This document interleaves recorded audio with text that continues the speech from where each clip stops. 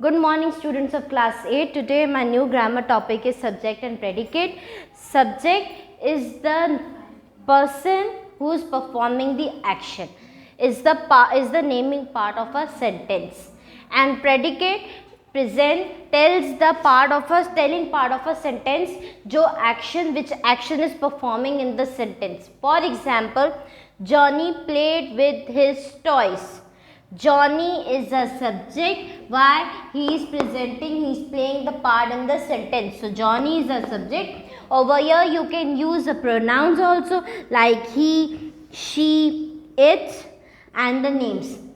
And the predicate is the telling sentence. It's the action which the subject is performing.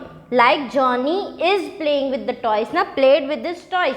He is playing with his toys. So it's a telling part. What he is doing. Okay.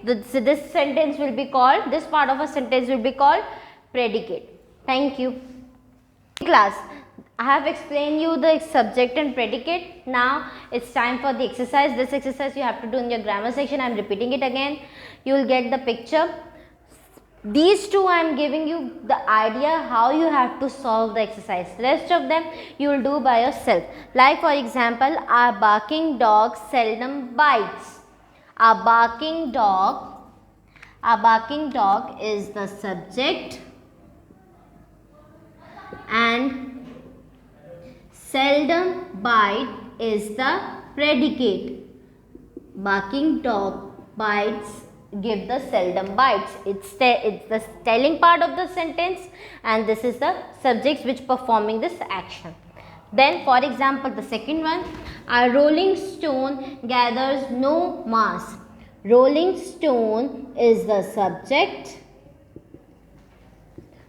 As I told you that noun and pronouns are subject. So this rolling stone comes in the noun because it's the name of a thing.